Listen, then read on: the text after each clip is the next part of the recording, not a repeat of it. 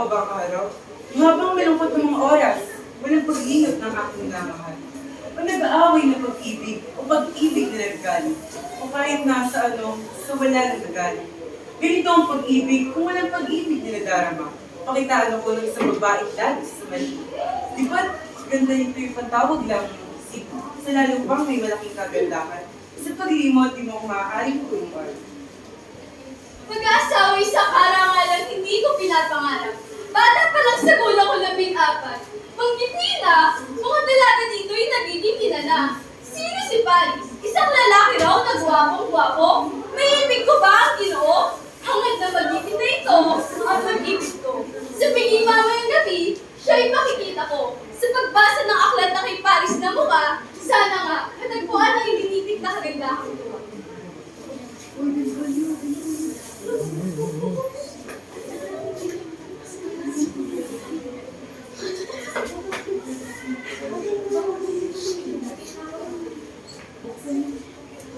Nagpadala kay Peter ng sulat ng kabulan at sinasala itong sulat na pagkakaroon ng sayawan mamayang gabi at narito ang maaaring bumalo. Kakaroon ng sayawan mamayang gabi at narito ang maaaring balo. Nabalitaan ito ni Romeo at nagtakang magpunta dito. Kahit na alam nila pinagbabawalan ng tungo dito ang mga muntabi. Bakit hindi pwede ang mga Montagio rito?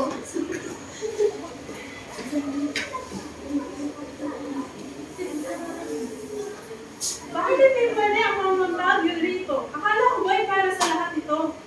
Bakit wala tayong mga muntagi dito? Pero kahit anong mangyari, pupunta pa rin tayo sa ayaw at sa gusto nila.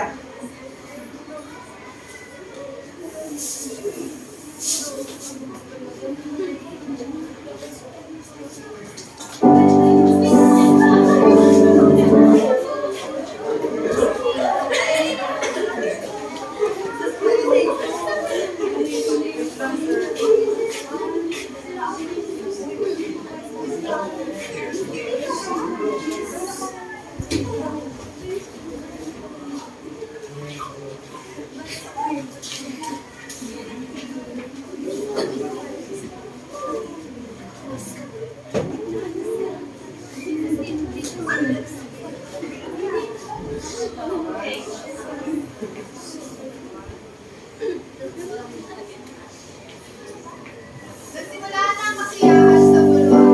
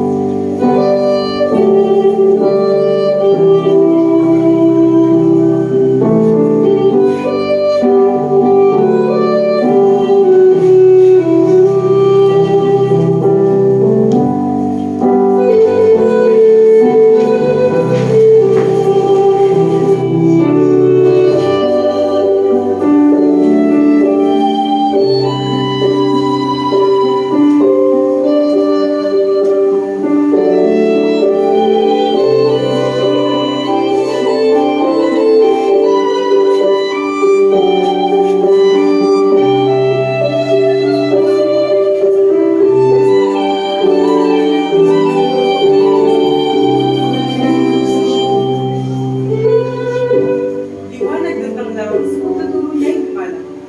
Para siyang makabitin sa pisngi ng gabi. Katulad ng mahal ng ikaw sa tenga ng babae ng siya. Ganda ng pita pagkalitin paglalang ng mga mahalaga. Parang puting kalapati kasama ng mga umang. Ang pinipili mo sa piling ng mga tao. Pagkatapos itong sabayaw, titignan kung saan siya ulit. Mabibigita ang mga kamay ko ng kasama. Ang kanya ay naging susubay meron ang mga. Itakwin mo ang mata. Pagkat ang kulay na ganda, may kulang ang So sa tinig ay marami sa kita. Bakit nakarto ito ang anibig itong sa kaibigan? Itong chain lamang ating pagsasaya? Sa ngalan ng lipi ang daman ng aking angkan, ang panayang siya hindi sasabi na sa lahat. Bakit ko Tia, ito ay ating kaaway ni isang bulkado.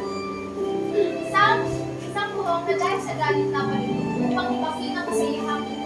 Siya ba ang bagong si Romeo? Siya nga, si Romeo buhok. Siya handkapit sa buhok. Kabayaan siya. Parang maginoong kulay ang mga kilos. Dahil sa taglay ng laman at kilos ng saklat. Kahit iba sa akin, yaman ang buong bayan, hindi ko siya sisiraan sa akin. Pagtsagaan siya. Pagpanausin na isang hongay ang pamilya, hindi ko siya magtsatsagaan. Pagtsatsagaan siya. Bakit iho? Ang sabi ko, umalis ka dyan. Ako ba ang Diyos dito o ikaw? Umalis ka dyan! Nais mong sumikat? Nais mo na ikaw ang masunod! Pag ang pasensya ay pinili kong tumigil sa galit ng pag-ayaw. Hinilig sa tagisa ng lahat kong mga laman. Ako ay aalis sumalit ng ganitong paghihimasok. Gawain matamis, di magiging mabait na lubos. Umalis na si Tita, habang sina Romeo at Juliet ay nagsasalita.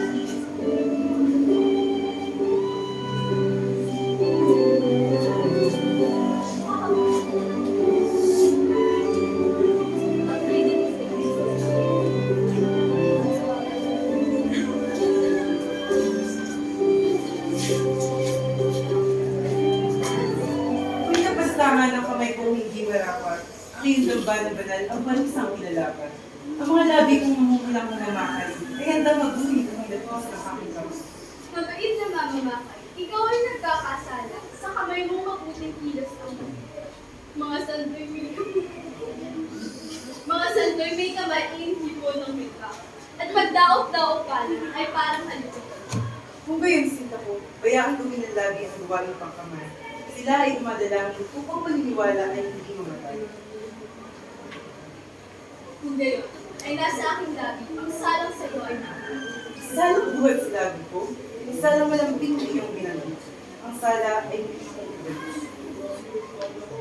Parang binadara.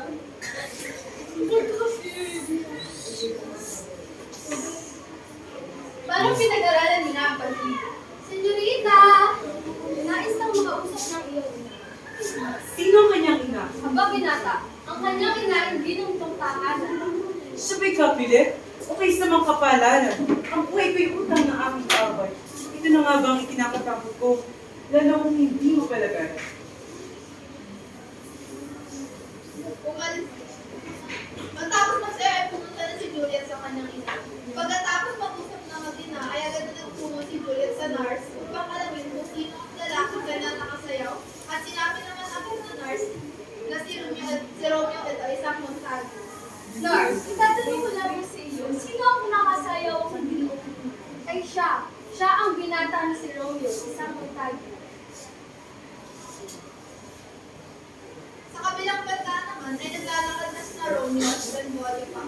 Sinisisi ni Benvolio si Romeo sa katahilan ng muntik na silang mamatay dahil sa pagsayaw ni Romeo sa isang kapsule. Ikaw ba'y hangal? Bakit ka nakipagsayaw sa isang babaeng kapilit? Alam mo naman ang pamilyang iyon ay yung brutal nating kaaway. Ngunit na tayo mamatay dahil doon.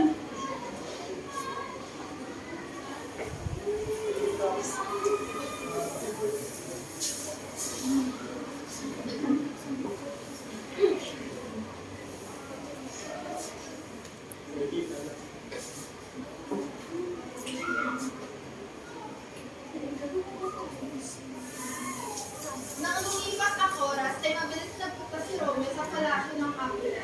Kahit alam niyang delikado at tinawid niya ang matataas na pader, makita lamang si Juliet. Romeo, Romeo! Itanggi ang iyong ama at pangalan itakwil mo! O kung hindi, isumpa mo ko iniibig at hindi na ako magiging kapulit! Naghihintay pa kaya ako? Ngayon din ay tumugon. Pangalan mo lang ang masasabi na kaaway ko. Ikaw ay ikaw rin kung hindi ka man Montague. Ano ang Montague? Hindi ka nga, hindi paa, hindi braso o mukha, o katawang bahagi ng tao. Ang magpalit ka ng pangalan. Ang roses kong tagurian, sa ibang tagurian ay mananatiling mabango ang pangalan. Sa pangalan, hindi ko malaman kung paano pinakilala yan ng tapos ko. Ang ngalan ko, Sintang Mahal ay pinangyayarihan ko. Pagkat yaw ay kaaway ko. Kung nasulat yun, ay pupunitin ko. Sino ka bang nagkukubli sa gabing madilim at nakakatuklas ng aking lihim? Sa pangalan, hindi ko malaman kung paano pinakilala yan ng tapos ko.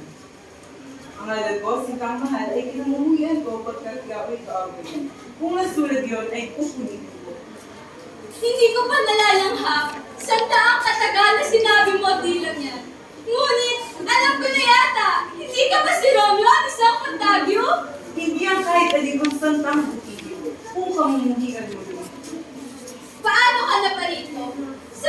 sa akin at saan ka galing. Padat dito ay mataas, mahirap akyatin. At kung iisipin, ang buok ay kamatayan.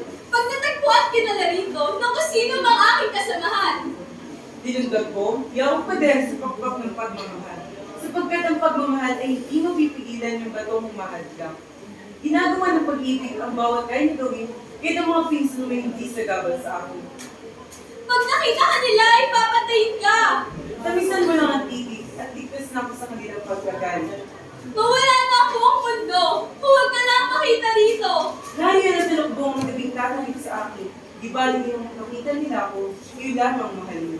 Sino nagturo sa iyo ng lugar na ito? Ang pag-ibig ang nagturo sa akin magmatsa. Binigyan ako ng payo at binigyan siya ng pangmala.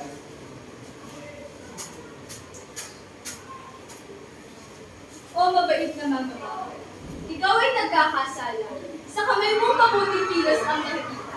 Mga santoy may kamay ang hinihipo ng may pakay.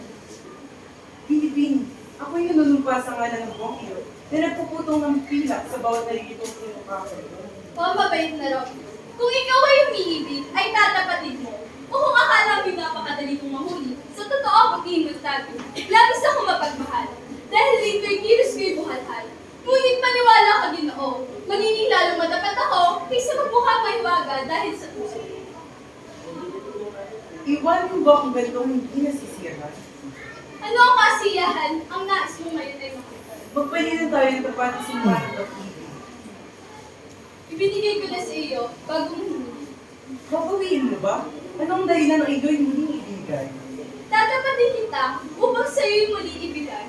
Ang kagandahang loob mo ay kasing lawak ng dagat. Ang pag-ibig ko'y kasing lalim. Habang pinibigyan kita, mas lalong marami ang natitira. Kapwa sila walang hanggan.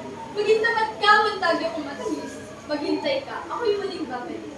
O gabing lubang pinagpala, ako'y nangangamba. Baka lahat ng ito'y pangarap lamang. Masyadong mapalito upang maging isang katotohanan.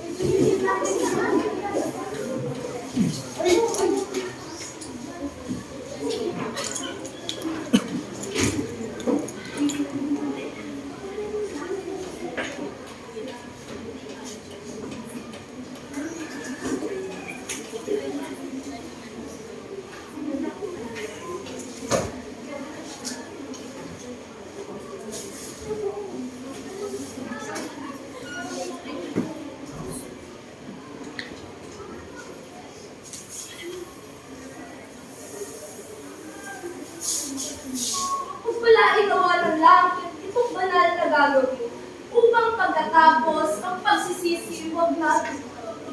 Amen, amen. Ngunit ano man ang lungkot na dumating, ang kagalakan kong matatangoy hindi dadaigin.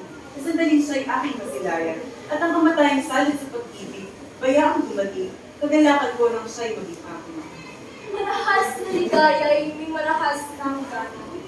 Parang apoy at pulburang namamatay sa tagumpay. Naghahalikan ay nauubos ang pulot na matamis na lupa. Dahilan sa sarap ay nakasusuga at ang tamis ay nakasisira ng panlasa. Kaya't magpimpi ka sa pag-ibig. Ganito ang mahabang pagsinta. Ang mabilis ay kasabay ng mabagal dumating sa pinupunta. Magandang gabi po, Rubunyi ko Crisosto. Para sa amin, si Romeo ang pasasalamat sa iyo. Dilit din ako sa kanya, o pasasalamat ay magiging kalabsan. At dahil kung gayon, ay madali nating tatapusin na. Pagkat di kayo nararapat, bayaang nag-iisa. Magmapupuning mayaman kaysa sabi-sabi, ipagmamalaki ay laman, hindi palamuti. Ah, Juliet, kung ang kaligayahan mo kagaya ng akin, At ang kakayahan mong angkin, ang maglalarawan doon at alisin ang iyong ulo.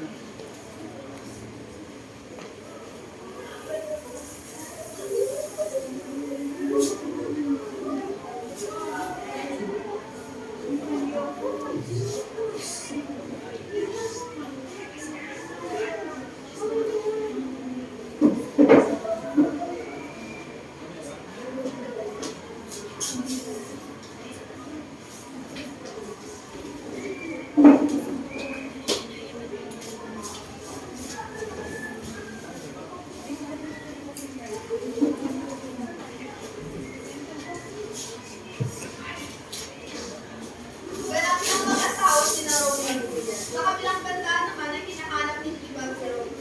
Sinuod na ito at nagkaharap sila ni Mercurio. Romeo, lumabas ka riyan! Wala rito si Romeo. Ako ang hanapin mo.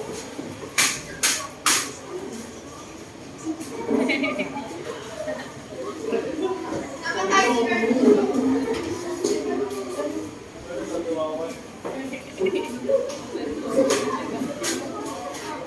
At nang dumating naman si Romeo ay sinanggan siya ni Tibag. Tibag, ako ang harapin mo.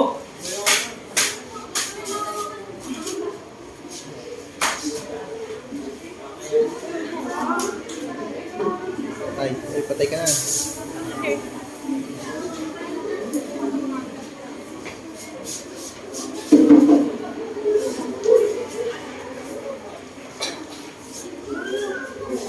Mamatay na si Romeo.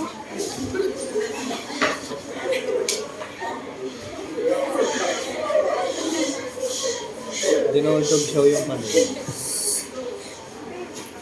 Nagpatawag ang Tibag ng magkakaroon ng pagkukulo. Benvolio, paliwanag mo ang nangyayari.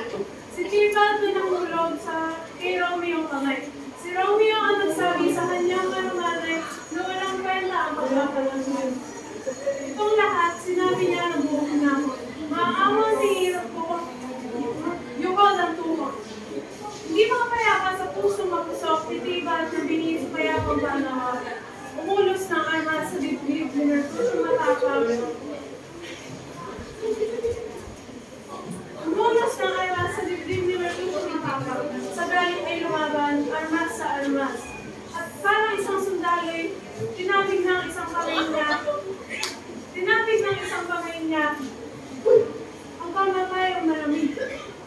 Sakay pinalik na ikalawang kamay niya. Kay Tibag na dahilan ang mixing taglay ay biglang gumanti.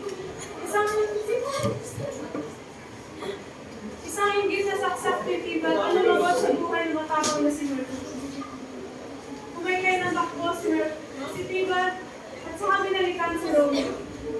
Nabigla lang at kumaykay ng takbo si Tibag at saka binalikan si Romeo. Nabigla lang na naisip na gumanti rito. At parang isang kidlat silang nagtagis, bago ko pa nakuha ang armas upang sila'y nabubuhan, ay tumakbo si Romeo. Ito ang katotohanan, mga Taiwan si Belko.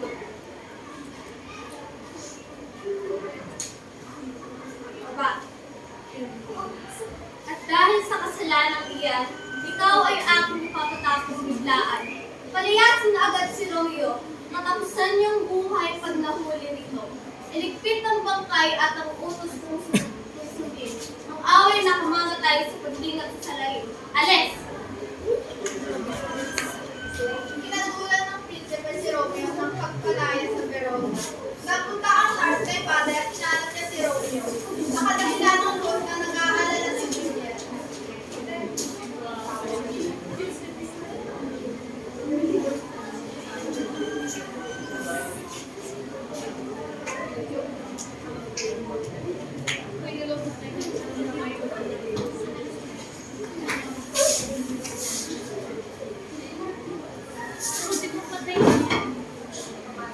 Darating sa Webes, ikaw ang nais kong ipakasal sa aking anak. Paano gawin mo na? Ako nasa halos. Sa darating na Webes, ikaw ay ikakasal na sa Webes. Sa ayaw mo ako sa gusto mo. Tina, bakit ako magpapakasal? Ayoko.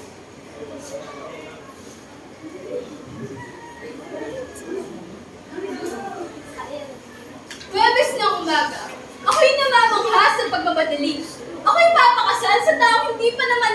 ikaw? Naman din ako.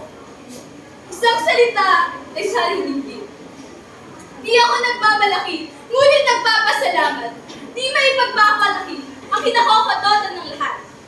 Subalit, o matamis kong ina. O matamis kong ina, kung hindi ka papayag pakasal, ihanda ang aking pakasal. Ngayon din sa libingan nitibat na hinihikal.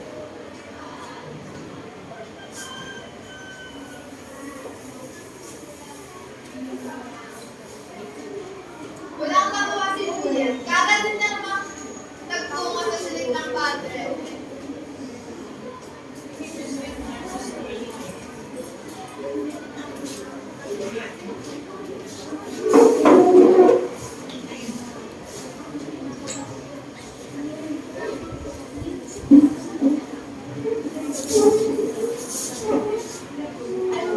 Juliet, natin ko ang iyong pinagpis. Ako'y nababahalang labis na abot ng kamis. Narinig mo kailangan at hindi mabigila. Sa Webes na darating, ang konde iyong pakasal. O Padre, kung narinig mo yan, kung hindi, sabi ito'y lahat naman. Kung karunungan ay di matutulungan, sabi ng Diyos.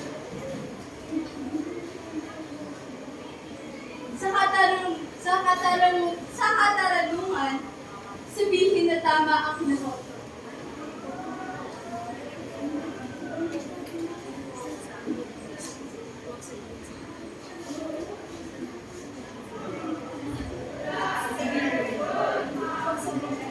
Huwag sabihin. Uwi ka, matuwal pumayag kay Paris pakasal.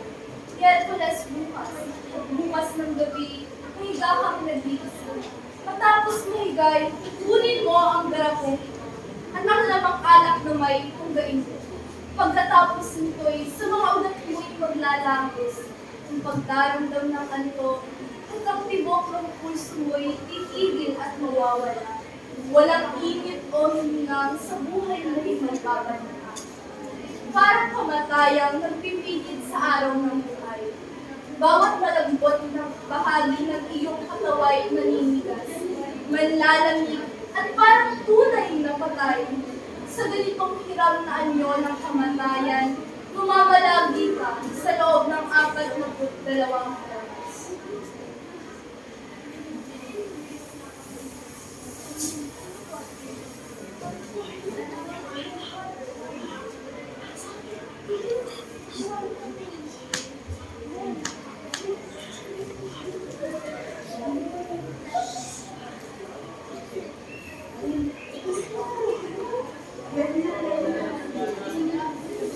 Pagkatapos ng silig ng paray, tawag si Juliet sa kanyang ina at saan pumayag na magpakasal kay Paris. Pagkatapos ay ininom na ang labo.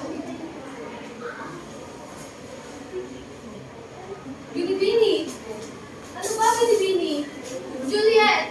Ano't nakabihis, magana ang damit at nahiga ulit? Kailangan gisingin ka. Binibini! Ano ba, Binibini? Juliet! Nako. Tulong! Tulong ang Binibini kay Zoe. O kay Zoe, bakit mo ba ako'y sinilang? Kumuha ng alak, madali! Aking Ginoo! Aking ginang! Araw na kasumpa-sumpa, malungkot, hamak na kamumuhi.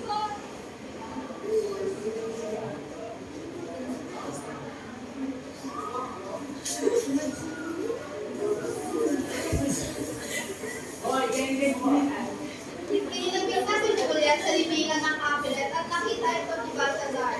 Agad na nagtungo kay Romeo upang ibalita ito.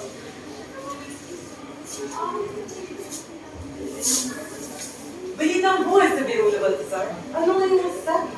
Nakakasalik sila ang buhay sa padre. Kamusta ang aking ina? Mabuti ba ang aking ama? At muli ko may tatanong, kamusta ang aking Juliet? Ano ba dalawang season ng padre? Kung kayo'y mabuti, siya'y walang magiging masama, ang kanyang bangkay sa libingin na mamayapa, at ang kanyang kaluluwa'y kasama ng anghel, nakita ko siyang inilibing sa tumbahan kapel. Ayun ba? Kung kayo yung mahal na akong sabihin, aalis ako ngayon din. Wala ba talagang sulat ang padre sa'yo ibigay? Wala pong mabuti kong Panginoon. Anong dapat mong gawin? Inaalala ko isang butikaryo na sa dakong ito nakatira. Napansin mo. Butikaryo! Butikaryo! Sino bang tumatawag ng pilakas? Napapansin mo ikaw ay naghihirap. Eto ang 4 dukado. Bigyan mo agad ng isang labok ng isang lasang kapalan upang mamatay ang iinom na sa buhay ay nagsawa na. Meron na akong lason, ngunit parusa ng batas na matuway o pamahas sa kamatayan ay papakas. Ang mundo at ang batas ay hindi mo kaibigan. Walang batas ang sayo'y magpapayaman. Huwag kang malagi sa hirap. Labagin ang batas. Kunin mo yan. Ito, ihalo ko ito sa anumang tunaw at inumin at kung nakasuway kasi timbang ng 20 katao ay bigla kang mamamatay.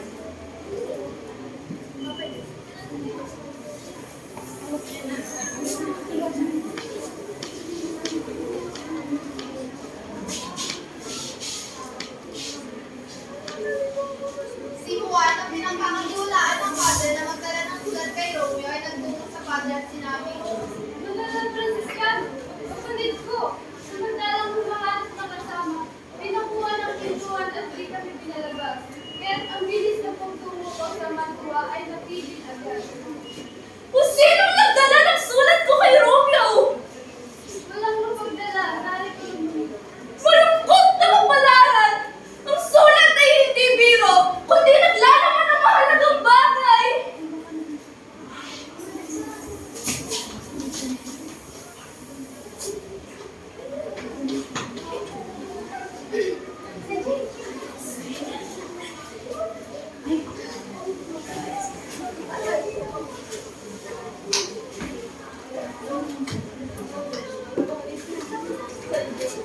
Nagtungo si Romeo sa libingan ng mga kapilan. Nang siya ay harangin ng mga tagabantay, sinabi niya siya ay matatakot na rin sa ang buhay. Nagtungo agad sa kay Juliet at Tapos sinabi, yun, yung tanaga ng kapatid. O mahal ko, o asawa ko, ang kamatayang humigop ng pukyutan ng iyong hininga. Sa takot na ganito nga. Pinunod na katakot ko. Kasama ka ng mga uod na iyong utusan.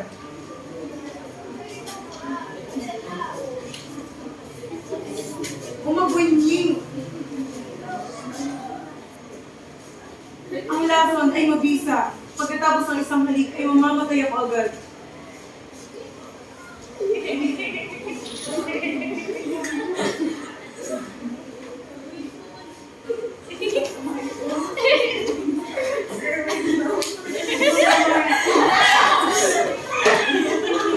Go na, konti na, konti na.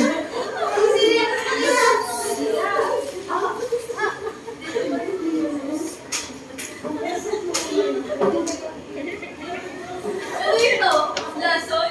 Nakita ko ang sanhi ng kanyang pagkamatay. O, wala na natira sa kanyang labi. O, kahit kapatakman lamang.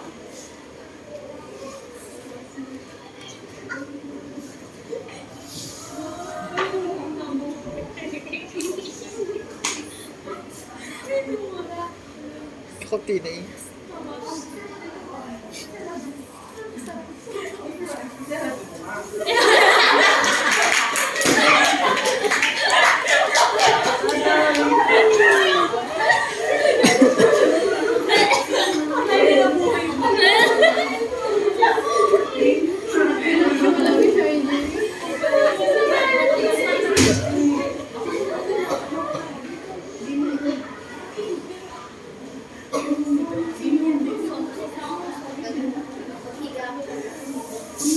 Lumpay pa ang matilok ang dulo nitong umaga.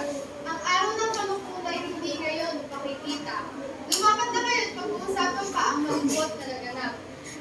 Ang iba'y patatawarin at iba'y parusa ay ilalapat. Sapagkat wala pa makakasinlungkot ang naging buhay ni Juliet at Romeo na kanyang hero. Yun na, tapos na.